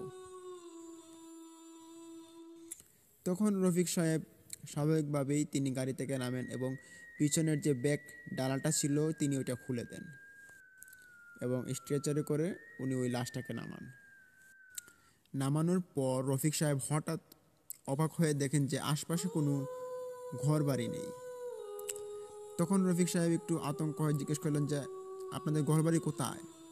এখানে যে কোনো ঘরবাড়ি দেখছি না, কোনো বসতি বা কোনো মানুষজনকেও এখানে দেখছি না। আর ওই লাশটাকে এখন নিয়ে যাবেন কীভাবে, আর কোথায় বা নিয়ে যাবেন? আপনাদের কোনো আত্মীয় স্বজনও তো এখানে দেখছি না। তখন ওনাদের মধ্যে একজন বলে যে সেই চিন্তা তোমাকে করতে হবে না, সেটা আমরা দেখব, তুমি চলে যাও। যেহেতু উনি টাকা পেয়ে গিয়েছিলেন এবং আর কোনো বাধা বিপত্তি ছিল না, তার কারণে তিনি গাড়ি ঘুরিয়ে ঢাকার উদ্দেশ্যে আবার রওনা দিলেন। উনি গাড়ি ঘুরিয়ে যেতে লাগলেন। তখন তিনি ঠিক ওই উতুলি নামক জায়গাটিতে তিনি যে আসলেন, ওইখানে একটা বাস স্টেশন আছে। ওইখানে যখন তিনি আসেন, তখন দূর থেকে তিনি দেখতে পান যে 4জন লোক অনেক সামনে তাকে হাত ইশারা করে ডাকছে। উনি অবাক হয়ে দেখলেন যে এই 4জন লোক তো সেই 4জন লোক যাদেরকে উনি এই মাত্রই নামিয়ে দিয়ে এসেছেন অনেকটা পিছনে, এবং তাদের সাথে একটি লাশও রয়েছে। উনি তখন খুব অবাক হন। উনি গাড়ি থামান। উনি আতঙ্ক নিয়ে তিনি জিজ্ঞেস করেন যে কী ব্যাপার, আপনারা এখানে, আপনাদেরকে না অনেকটা পিছনে নামিয়ে দিয়ে আসলাম? তখন ওনারা বললেন যে কি বলছো তুমি, আপনি তো উথুলিতে আমাদেরকে নামিয়ে দিয়েছিলেন, জোর করে আমাদেরকে নামিয়ে দিয়ে আপনি সোজা চলে গেলেন, এখন আবার চলে এসে আপনি নাটক করছেন। আমরা এখন এই লাশটাকে কীভাবে নিয়ে যাব বাড়িতে? তখন রফিক সাহেব যতটুকু অবাক হন তার থেকে বেশি বিরক্ত হন যে আমি মাত্র নামিয়ে দিয়ে আসলাম তাদেরকে ওখানে, এবং ঘুরে আসার পর তারা আবার এখানে কিভাবে আসলো, এবং আসার পর তারা বলছে যে আমি নাকি তাদেরকে উতুলি বাস স্ট্যান্ডে নামিয়ে দিয়ে এসেছি। যাই হোক, এটি একটি অবাক করা বিষয় ছিল, সেটি তিনি কোনোভাবেই মিলাতে পারছিলেন না, কেননা তিনি একটু আগেই তো নামিয়ে দিয়ে আসছিলেন, হঠাৎ করে এই ঘটনাটা আবার কেন ঘটলো? তখন উনি 7-5 না ভেবে তিনি বললেন যে আচ্ছা এখন আর কি করার আছে, আচ্ছা উঠেন, গাড়িতে উঠেন, আপনাদেরকে আমি গন্তব্যস্থানে নামিয়ে দিয়ে আসছি। তখন উনি আবার ওই লাশ সহ ওই যাত্রীদেরকে ওনার গাড়িতে তুলেন। তোলার পর তিনি আবারও গাড়ি চালানো শুরু করেন। গাড়ি চলতে চলতে চলতে চলতে হঠাৎ একটি জায়গায় তিনি এসে পড়েন, যে জায়গাটাতে তিনি ওই 4জন ব্যক্তিকে লাশ সহ নামিয়ে দিয়ে গিয়েছিলেন, এবং উনি দেখছেন যে 4জন ব্যক্তি হাত ইশারা করে ওনাকে ডাকার জন্য চেষ্টা করছেন। উনি এইবার ভয় পেয়ে যান, ভাবলেন যে কী ব্যাপার, সামনে 4জন লোক লাশ নিয়ে দাঁড়িয়ে আছে, তাহলে আমার গাড়িতে কে বসা? পিছন দিকে তাকিয়ে দেখেন গাড়িতে কেউ নেই। উনি প্রচণ্ড ভয় পান, তারপরও ওনার গাড়িটা থামান, যেহেতু এই জায়গাটাতেই তাদেরকে উনি নামিয়ে দিয়ে গিয়েছিলেন। উনি জিজ্ঞেস করেন যে কী ব্যাপার, কী হয়েছে? তখন ওনাদের মধ্যে থেকে একজন বলেন যে আপনি আমাদেরকে এখানে নামিয়ে দিয়ে চলে গেলেন কেন? আমরা কি এখানে নামবো? আমরা এখানে যে আপনি নামিয়ে দিলেন, আমরা এখন এই লাশটাকে নিয়ে কোথায় যাব? আমরা তো আরিচার পাশে যে গ্রামটি রয়েছে আমরা সেখানে যাব। তখন রফিক সাহেব এইবারও অবাক হন, এবং অবাক হওয়ার চেয়ে বেশি তিনি তখন বিরক্তটা হন। তখন উনি রেগে বললেন যে আপনারাই বললেন এখানে নামিয়ে দেওয়ার জন্য, এখন আপনারাই বলছেন কোথায় যাবেন, নাটক শুরু করছেন আমার সাথে। আপনারা বলার পর আপনাদেরকে এখানে নামিয়ে দিয়ে গেলাম, যাওয়ার পরেও আপনারা ওইখানে দাঁড়িয়েছিলেন, ওইখান থেকে আমি আপনাদেরকে নিয়ে আসলাম, এখন আবার বলছেন আপনারা কোথায় যাবেন, আপনাদেরকে আবার কোথায় নিয়ে দিয়ে আসার জন্য। এটা কি হচ্ছে? তখন ওনাদের কাছ থেকে একজন বলেন যে কী ব্যাপার, আপনি আমাদেরকে আরিচায় কোথায় পাবেন? আমরা তো এখানেই আছি, আপনিই তো আমাদেরকে জোর করে নামিয়ে দিয়ে গেলেন। তখন ড্রাইভার বললেন যে কি বলেন আপনি, আমি আবার আপনাদেরকে জোর করে কীভাবে নামাবো? লাশ সহ কি আপনাদেরকে আমি গাড়ি থেকে জোর করে জীবনও নামানো সম্ভব হবে আমার কাছে? এইভাবে ওনাদের সাথে রফিক সাহেবের অনেকক্ষণ ঝগড়াঝাটি হয়। তবে এক পর্যায়ে রফিক সাহেব বললেন যে আচ্ছা ঠিক আছে, বাদ দেন, আবার ওঠেন আমার গাড়িতে, কোথায় যাবেন এখন বলেন, তাড়াতাড়ি গিয়ে নামিয়ে দিয়ে আসি। কিন্তু রফিক সাহেবের মনের ভিতর যে একটা খসখসানি হচ্ছিল, সেটা কিন্তু কোনোভাবেই যাচ্ছিল না, যে এখানে আমি তাদেরকে নামালাম এবং উতুলি বাস স্ট্যান্ডে যাওয়ার সময় তাদের সঙ্গে আবার দেখা। তারা বলল নাকি আমি তাকে জোর করে নামিয়ে দিয়েছি। কি হচ্ছে এটা? উনি মনে মনে খুব ভয় পাচ্ছিল। তবে যেহেতু ওনার বয়সটা ছিল 45 বছরের মতো ছিল, রফিক সাহেবের বয়সটা আর কি। এবং মোটামুটি 20-22 বছর বয়স হওয়ার পর থেকে কিন্তু তিনি ওই অ্যাম্বুলেন্স গাড়িটাকে তিনি চালান। তো অনেক ঘটনাই কিন্তু ওনার সাথে রাস্তাঘাটে ঘটে গিয়েছে, টুকিনাকি ঘটনা। তবে এই ধরনের যে অদ্ভুত বিষয়টা, এটা কিন্তু ওনার সঙ্গে আগে কোনো দিন ঘটেছে কিনা সেটি তিনি ভেবেও পান না। তো উনি গাড়ি চালাচ্ছিলেন, প্রায় 1.5 কিলোমিটার যাওয়ার পর হঠাৎ একজন বলেন যে একটু গাড়িটা থামান। তখন রফিক সাহেব বলেন যে এখানেই কি আপনারা নামবেন? পিছন থেকে বলে যে না, আমরা এখানে নামবো না, তবে আমাদের একটি কাজ আছে এখানে। এই কথা বলে গাড়ি থেকে একজন নামেন এবং বাকি সবাই অ্যাম্বুলেন্সের ভিতরে বসে থাকেন। তখন রফিক সাহেবের একটু প্রাকৃতিক ডাকে সাড়া দিয়েছিল। ওনার একটু সময় নিয়ে তিনি আবারও গাড়িতে চলে আসেন। কিন্তু তখন তিনি গাড়ির কাছে এসে দেখতে পারেন যে অদ্ভুত ব্যাপার, গাড়িতে একটা মানুষও নেই, একজন মানুষও নাই, কিন্তু গাড়িতে লাশটা ঠিকই রয়েছে। তখন ওনার মনে একটা ভাবনা আসে যে লাশ দিয়ে মানুষজনরা কিন্তু গাড়ি আটকানো বা গাড়ি চুরি করার একটা ফন্দি মানুষ এঁটে থাকে, অনেক সময় দেখা যায় এটা। ওনার সাথে সেই ধরনের ঘটনা ঘটছে না তো? তখন উনি চিন্তা করেন যে আসলেই কি এই লোকটি মারা গিয়েছেন কিনা, এটি একটু চেক করে দেখি। এবং রফিক সাহেব একটু সাহস করে গাড়ির ব্যাগডালাটা খুলেন। খুলে তিনি লাশের হাতটা ওনার হাতে নেন। নেওয়ার পর হাতের যে পালস আছে ওইটা তিনি চেক করেন। কিন্তু চেক করার পর তিনি বুঝতে পারেন যে না, পালস কোনো নাড়াচাড়া করছে না, তিনি মারা গিয়েছেন। এবং লাশের উপরে কাপড়টা সরিয়ে তিনি দেখেন এটা একটা পুরুষ মানুষের লাশ। বয়স 70 বা 80 হবে, এমন বয়স। তো দেখে মনে হয়েছিল যে উনি একটু স্বাভাবিকভাবে মারা গিয়েছিলেন। তখন উনি চিন্তা করলেন যে আসলেই আসলেই তো এটা একটা লাশ। তো এখানে এই বিষয়ে নিশ্চিত যে এখানে লাশ দিয়ে কোনো রকমের গাড়ি ছিনতাই করার ধোঁকা, এই রকম পদ্ধতি হতে পারে না। কিন্তু লোকগুলো কোথায় গেল? উনি অনেকক্ষণ ডাকাডাকি করেন। তিনি অনেকক্ষণ ডাকাডাকি করার পরেও কোনো লোককে তিনি দেখতে পেলেন না। আর উল্টো দিকে তিনি খেয়াল করছেন যে আরিচা ঘাট এটা খুব বেশি দূরে নয়, কাছেই। তখন তিনি যেটা চিন্তা করলেন যে যেহেতু কাউকে পাওয়া যাচ্ছে না, সেহেতু আমি গাড়িটাকে চালিয়ে নিয়ে চলে যাই লাশটাকে নিয়ে আরিচা ঘাটের দিকে। তখন ওখানে যাওয়ার পর ওই লাশটাকে দেখালেই মানুষ চিনতে পারবে যে এটা কোন বাড়ির লাশ, তাহলে এই লাশটার বাড়ি আমি ঠিক মতো পেয়ে যাব। এই চিন্তা করে তিনি গাড়ি স্টার্ট দিলেন।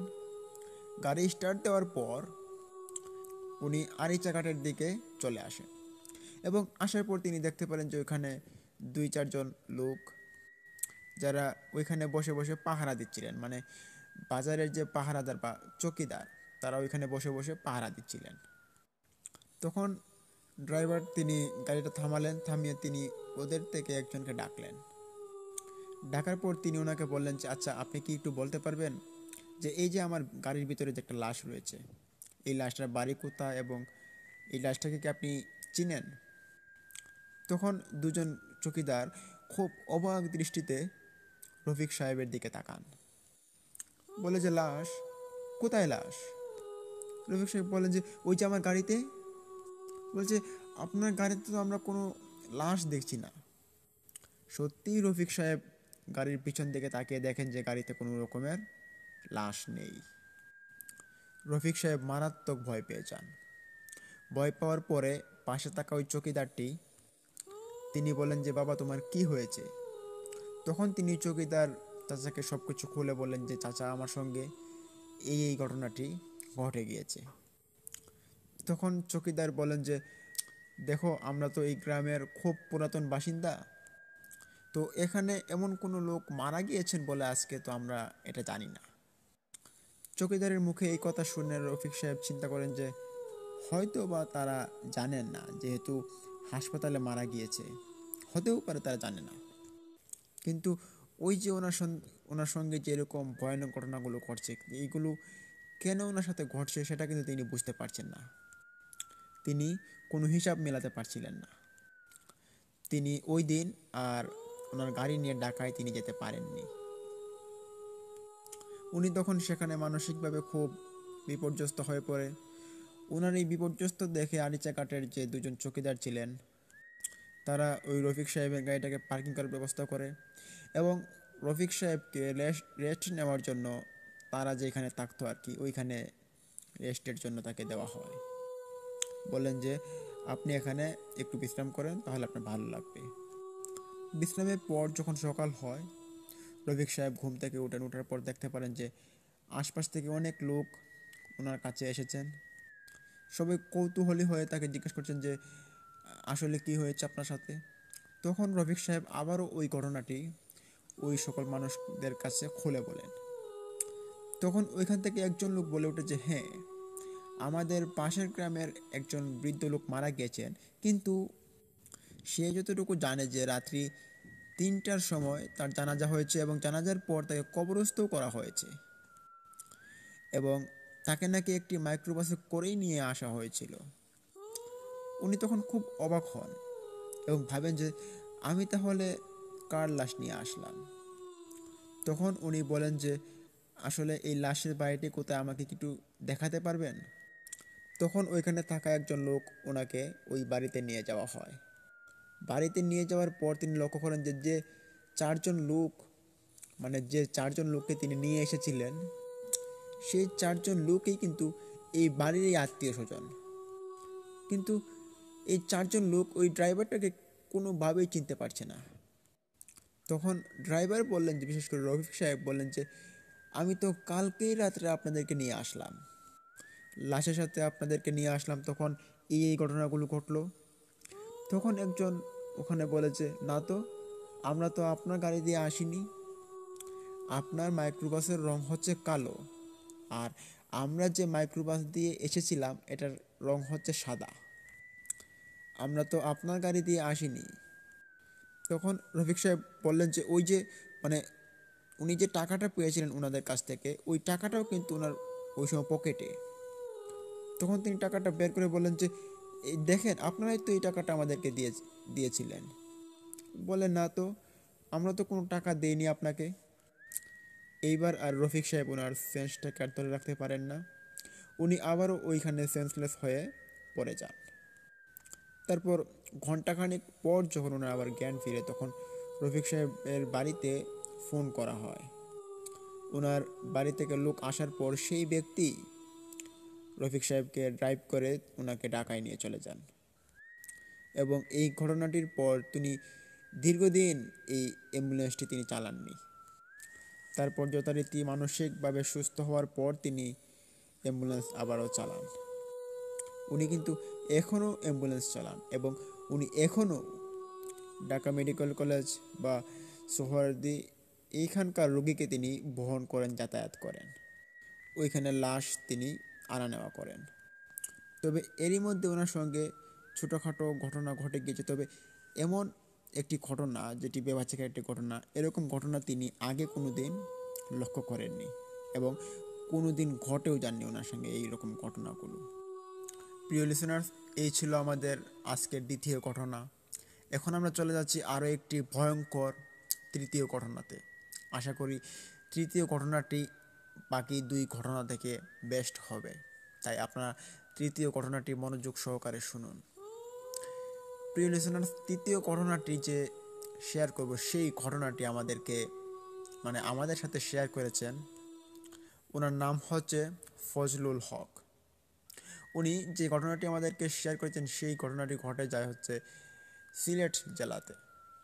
সিলেট, ওইখানে ওই যে ঘটনাটি, সেই ঘটনাটির সময়কাল হচ্ছে প্রায় 1980 সালের দিকে।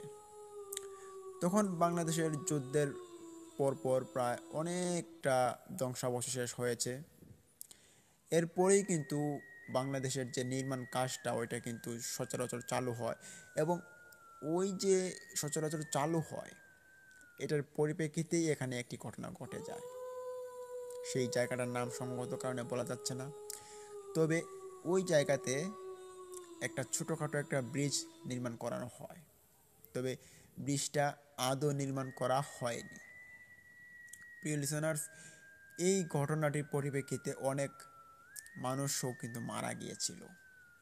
তবে এই যে বাঁধ নির্মাণ, তারপরে ওই বাঁধের উপর দিয়ে একটি পুল নির্মাণ, একটা ব্রিজ নির্মাণ, ওই ব্রিজটাকে নির্মাণ করার কাজ যখন শুরু হয়েছিল তখন নানান ধরনের মিস্ত্রি এবং ইঞ্জিনিয়াররা আসার পর ওই জায়গাটা পরীক্ষিত করে এবং তারা ওই জায়গাতে পিলার গাড়বে বলে আশা করেন। ওইটা একটা গাং ছিল, ওই ছোটোখাটো গাং ছিল, ওই গাঙের উপর দিয়ে ব্রিজটাকে নিবেন তারা। তবে ওই যে ব্রিজটাকে নিবেন তারা, ওই ব্রিজটার তারা ভাবলেন যে একটু চওড়া করে নেবেন। তার কারণ হচ্ছে এই ব্রিজের উপর দিয়ে দুইটা বাজার রয়েছে দুই পাশ দিয়ে। ওই বাজারের যে গাড়িগুলো আছে অনেক বড় বড় গাড়ি, ওই গাড়িগুলো যাতে যাতায়াত করতে পারে এমন অবস্থায় তারা ওই রাস্তাটাকে বানাবেন। তো যথারীতি তারা কাজ শুরু করে দেন এবং যখনই তারা একটা, দুইটা, তিনটা পিলার গাড়বেন, প্রায় একটা দুইটা পিলার যে গাড়লেন ওনারা, এটা ছিল একটু সাইডে, গাঙের সাইডে। তবে তৃতীয় পিলারটা ওনারা গাড়তে হবে পানিতে। তবে এটা ছিল খুব গভীর, গভীর থাকার কারণে খুব নিচ থেকে এটাকে তোলা হতো। নিচে ডালাই পড়ছে, রড দেওয়া হয়েছে, ইঞ্জিনিয়াররা এটাকে পরীক্ষিত করছে। তবে এখানে একটা সমস্যার বিষয় ছিল, যে সমস্যাটার বিষয় ছিল যে এই যে গাংটা ছিল, এই গাঙের মধ্যে বেশ পুরনো পুরনো মাছ ছিল। তবে এই গাংটি কোনো একদিনও শুকায়নি বলে মানুষ আজও দেখে। না শুকানোর কারণেই এই গাঙের মধ্যে রয়েছে বিশাল আকৃতির পুরনো পুরনো মাছ, এবং ওই মাছগুলোই কিন্তু ওইখানের জেলেরা মারতে পারে না। মজার বিষয় হচ্ছে যে এই যে মাছ মারার যে বিষয়টা ছিল, এটা মানুষ যখন মাছ মারতে যেত ওই গাঙে, তখনই কারো না কারো একটা না একটা ক্ষতি হতোই। যদি বড়শি দিয়ে মারতো, বড়শি টেনে নিয়ে চলে যেত, এবং নানান ধরনের মানুষরা যে মাছ মারতো তাদের জাল হারিয়ে যেত, এরকম এরকম অবস্থা হতো, এরকম কাণ্ডকলাপ আর কি। তখন ওইখানে যে পিলারটা নির্মাণ করা হচ্ছিল, তখন ওই যে এলাকা, ওই যে এলাকাটা ছিল, ওই এলাকার একজন ভালো একজন মানুষ ছিলেন, ওনার দায়িত্বে ছিল ওই ওই জায়গাটা, যে ওইখানে ব্রিজ নির্মাণ করার জন্য। তখন উনি একদিন স্বপ্নে দেখেন যে কেউ একজন ওনাকে এসে বলছিলেন। তবে যিনি ওনাকে স্বপ্নের মধ্যে এসে দর্শন করেছেন, তিনি ওনার নাম, ওনার যে চেহারাটা হচ্ছে, ওই চেহারাটা মাছের মতো। তিনি ভাবলেন যে এটা হতে পারে কোনো জলপরি মাছ হবে। ওনার স্বপ্নেতে ওনার সামনে আসার পর উনি হাঁ করে তাকিয়েছিলেন, এবং ওই মাছটা ওনাকে বলছিলেন যে আজকে আমাদেরকে 3 রাস্তার মাথায় একটা বুক দিয়ে আসবি, যদি না দিয়ে আসিস তাহলে তোদের খবর আছে সবগুলোর, এবং একটা কেউ ছাড়বো না বলে দিলাম। আর আমাদের যে গাঙের উপর দিয়ে তোরা এইভাবে ব্রিজ নির্মাণ করছিস, এটা মোটেও ঠিক করছিস না। এই ব্রিজ কিন্তু কোনোদিন আমরা উঠতে দেব না। এই বলে অবয়ব মাছটি চলে গেল তার স্বপ্ন থেকে। পরদিন ওই লোকটি উঠলেন সকালে ঘুম থেকে ওঠার পর তিনি ব্রিজ নির্মাণের কাজে তিনি আবারও গেলেন। যাওয়ার পর সবাইকে ডাকার পর তিনি যখন ওই ঘটনাটি সবাইকে খুলে বলার পর ওইখানে যে মিস্ত্রিরা ছিল, যে লেবারগুলো ছিল, ওই লেবারগুলো ওই গাঙের আগের যে পুরনো বিষয়গুলো ছিল ওইগুলো তারা জানতেন। এখানে খুব খারাপ খারাপ ঘটনা ঘটতো, এগুলো তারা জানার কারণে এই যে ওনার মুখ থেকে এরকম কথা শোনার পর তাদের আর বুঝতে বাকি রইল না। তারা অনুমান করে নিয়েছে যে এটা খারাপ কিছু হতে চলেছে, যার কারণে আমরা এখন আর এখানে কাজ না করলেই ভালো হবে, এই কাজটাকে আমরা ছেড়ে দেই। এই বলে এখান থেকে 2-3 জন লোক বলে যে এখানে আর কাজ করব না আমরা। তাদের সঙ্গে আরও 2-3 জন লোক বলে ওঠে যে হ্যাঁ আমরাও করব না। এই বলে তারা চলে যায়। তবে তাদের চলে যাওয়াটাই ছিল তাদের জন্য বেস্ট, আর যারা থেকে গিয়েছিল তাদের জন্য কাল হয়ে দাঁড়িয়েছিল। তখন চলে যাওয়ার পর তারা যে কাজ করেছেন যে কয়দিন, ওই কয়দিনের টাকাটা তারা নিয়ে নেন এবং ওই টাকাটা নেওয়ার পর তারা বাড়িতে চলে যান এবং বাকি যারা রয়েছিল তারা আবারও কাজ শুরু করে দেন। তখন ওই দিন ঘটে যায় একটা বিরল কাহিনী, যেটি ওনারা যখন তৃতীয় পিলারটিকে ঢালবেন, সিমেন্ট ইট গুললেন, ওই পিলারটার ভিতরে যখন ডালবেন অনেকটা তোলা হয়ে গিয়েছিল, প্রায় 20 থেকে 25 ফিট একটা পিলার মাটির নিচ থেকে নিয়ে আসা হচ্ছিল।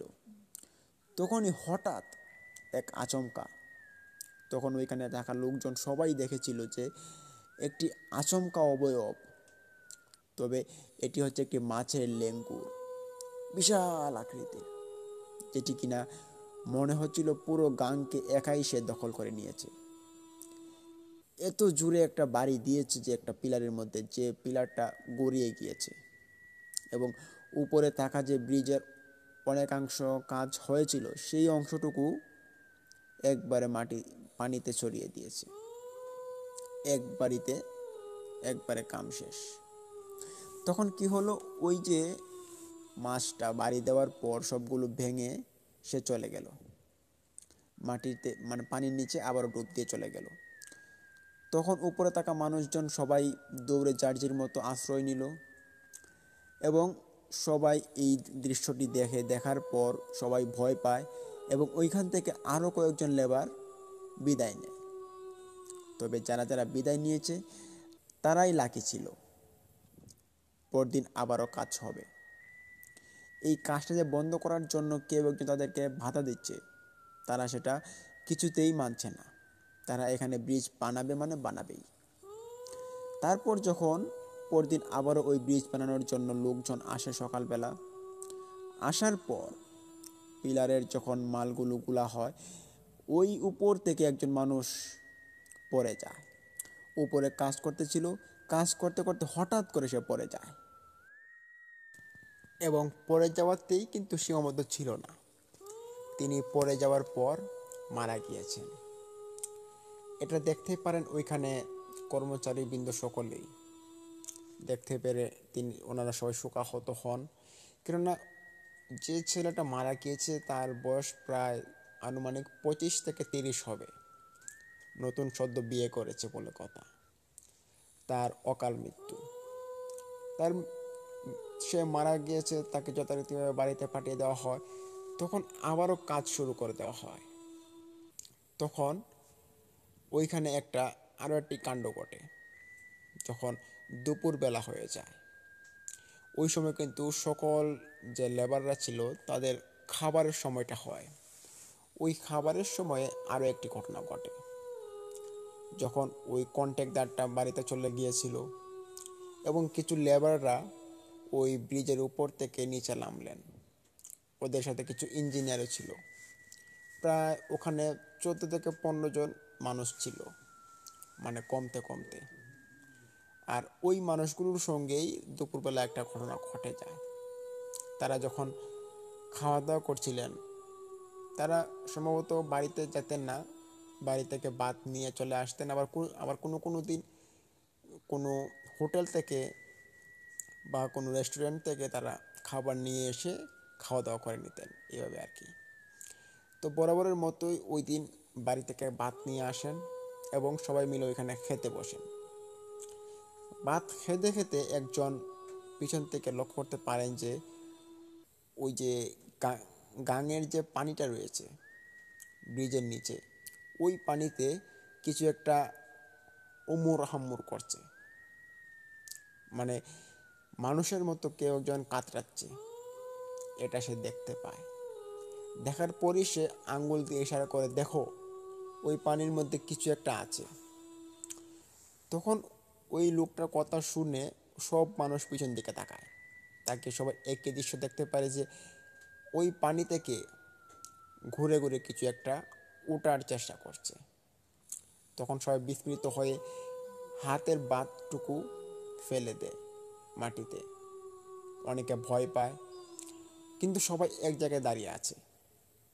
দাঁড়িয়ে থাকতে থাকতে সবাই দেখতে পারে যে ওই পানির নিচ থেকে টর্নেডোর মতো পানি ঘুরছে, এবং ঘুরতে ঘুরতে এমন একটি অবয়ব ওইখানে হাজির হয়। তখন ছিল ঠিক দুপুর, প্রায় মধ্য দিন শুরু হয়েছে। সূর্য ঠিক মাথার উপরে, এরকম একটা অবস্থায় একটি অবয়বের দেখা ছিল। কালো, তবে মাছের মতো ছিল। একদম অর্ধেক ছিল মাছ এবং অর্ধেকটা ছিল মানুষের মতোই বলা যায়, তবে সে একটা মাছের মতো দেখা যায়। সে উঠে বলছে যে, তোমরা এখান থেকে চলে যাও, না হলে তোমাদের একটাকেও ছাড়বো না। আর এই ব্রিজ কোনোদিন এখানে আমরা বানাতে দিব না। আর তোমরা যতই চেষ্টা করো, আমরা এই ব্রিজটাকে ভেঙে গুঁড়ো গুঁড়ো করে দেব। তাই বলছি, এখানে কোনো ব্রিজ বানানোর চেষ্টাও করবা না। এই বলে অবয়বটি পানিতে ডুব দিয়ে চলে গেল। তখন ওইখানে থাকা লোকজন সবাই দেখতে পায় একই দৃশ্য। দেখতে পেয়ে এক একজনের মুখ আর মুখের জায়গায় নেই, সকলে ভয় পেয়ে কাবু হয়ে গিয়েছেন। কন্ট্রাক্টর আসার পর জিজ্ঞেস করা হয়, তখন ঘটনা খুলে বলেন এরকম এরকম হয়েছে। আবার ওই পাশে যে একটা বাজার ছিল, ওই বাজার থেকেও কিছু মানুষ যখন দুপুরে আসছিল বাজারে, তারাও দেখতে পায় যে এই অবয়বটিকে। তখন আস্তে আস্তে করে এক কান দুই কান হতে হতে, যেহেতু গ্রামের একটা তরিকা আছে, যেমন গ্রামের মধ্যে মানুষ হয় কি যে একটা ঘটনা যদি পায়, তাহলে এক কান দুই কান হতে হতে এটা পুরো গ্রাম ছড়িয়ে যায়। ঠিক তেমনি ওই কথাটা পুরো গ্রাম ছড়িয়ে গিয়েছে। এবং ওই যে ঘটনাটা, এটা শোনার পর ওইখান থেকে অনেক মানুষ, বড় বড় মানুষ, তারা এসে বাধা দেয় যে এখানে কোনো রকম ব্রিজ নির্মাণ না করাটাই ভালো হবে। তখন ওই কন্ট্রাক্টরকে বলেন যে এই ব্রিজটা এখানে নির্মাণ না করলেই ভালো হবে। কিন্তু না, ওই যে ব্রিজের কন্ট্রাক্টর, সে ছিল একটু লুবি টাইপের। সে ভাবছিল যে যদি আমি এখন এই ব্রিজের কাজটা ছেড়ে দেই, তাহলে কর্তৃপক্ষের কাছ থেকে আমি টাকা পাবো না। আর টাকা না পেলে আমার অনেক বড় লোকসান হয়ে যাবে। তখন সে যেভাবেই হোক ওইখানে কাজ করবে বলে সিদ্ধান্ত করে। বলে যে কাজ চলবে এবং কাজ তোমাদেরই করতে হবে। এটা কি না কি দেখেছো উল্টাপাল্টা, এসব কিছু না, কাজ শুরু করো। তখন ওইখান থেকে আরও কয়েকজন লোক ছাঁটাই করা হয়, তবে ছাঁটাই করা হয়নি, তারা নিজ ইচ্ছায় ওখান থেকে চলে যায়। আর কিছু লোককে রাখা হয়, তাদেরকে খুব বেশি বেতন দেওয়া হবে বলে লোভ দেখিয়ে তাদেরকে ওইখানে রাখা হয়। তখন স্বাভাবিকভাবেই কাজ চলছিল, একদিন দুই দিন যাচ্ছিল।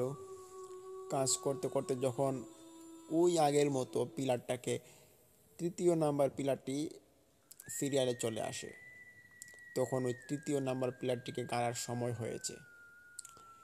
পিলারটিকে যখনই গাড়ে, তো নিচ থেকে তুলছিল, সব কিছু ভালোই চলছিল। আস্তে আস্তে তুলতে তুলতে অনেকটা তোলা হয়েছে।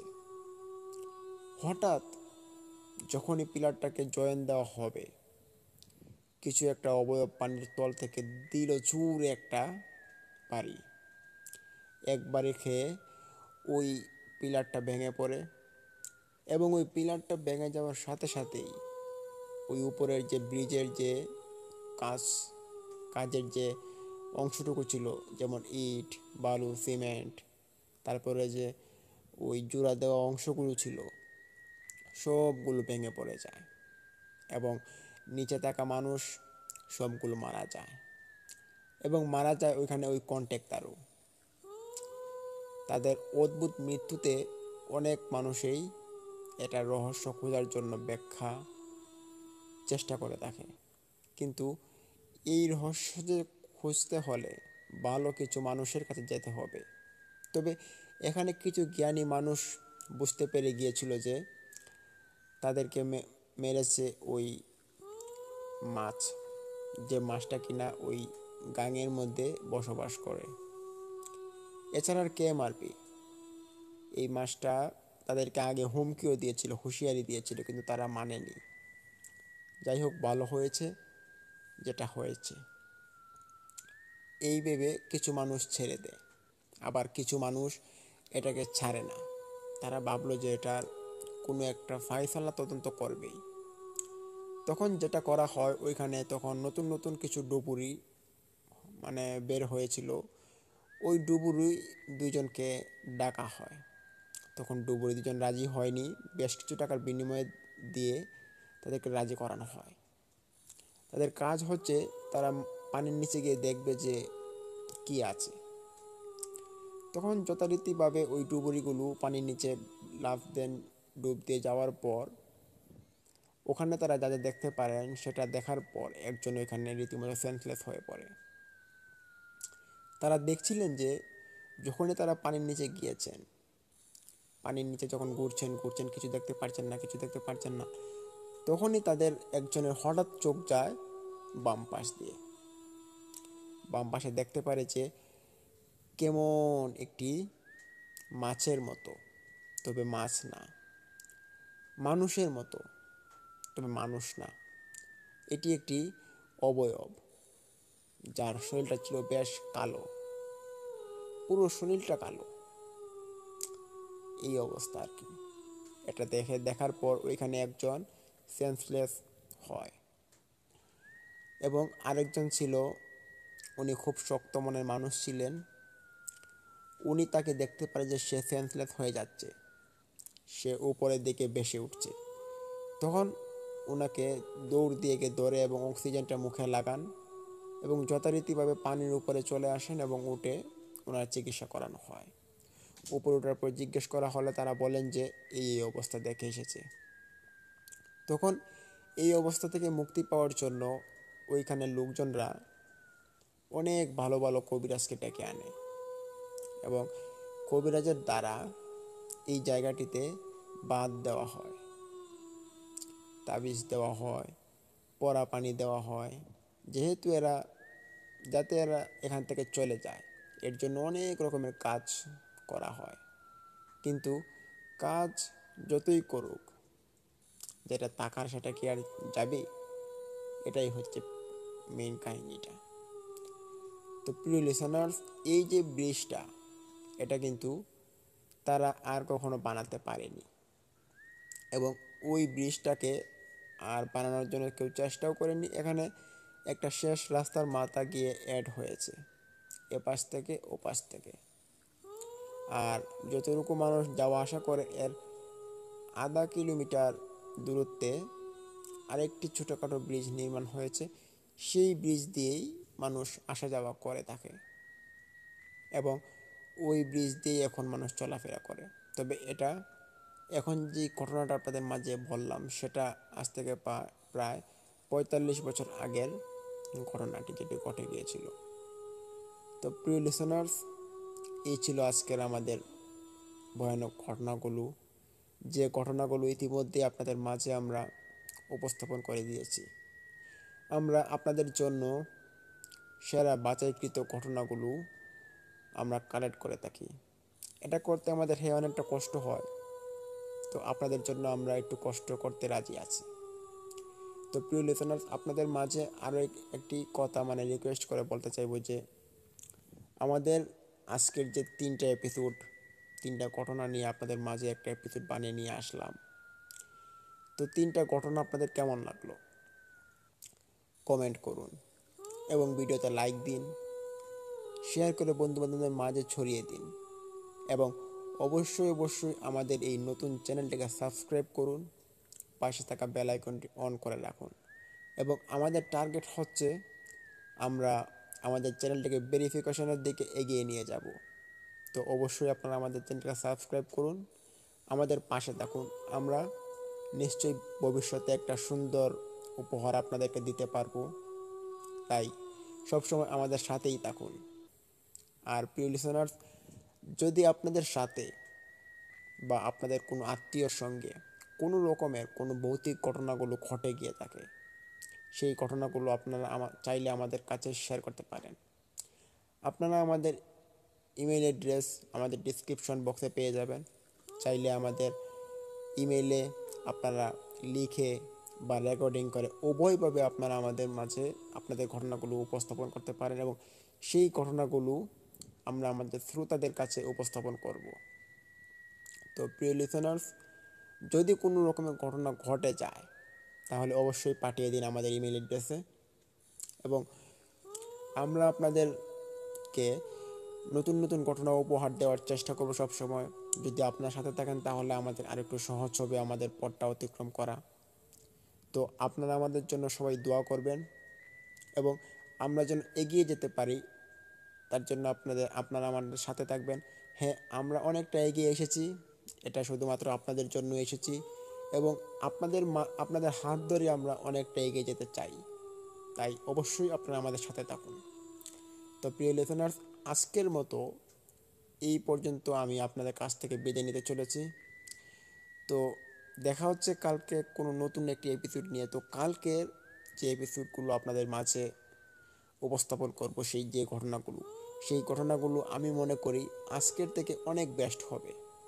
তো কালকের ঘটনাগুলো আপনারা শুনবেন, আশা করি আপনাদের একটা ভালো লাগবে। তো প্রিয় লিসেনার্স, এই মুহূর্তে আমি বিদায় নিচ্ছি। সবাই ভালো থাকুন, সুস্থ থাকুন। আসসালামু আলাইকুম।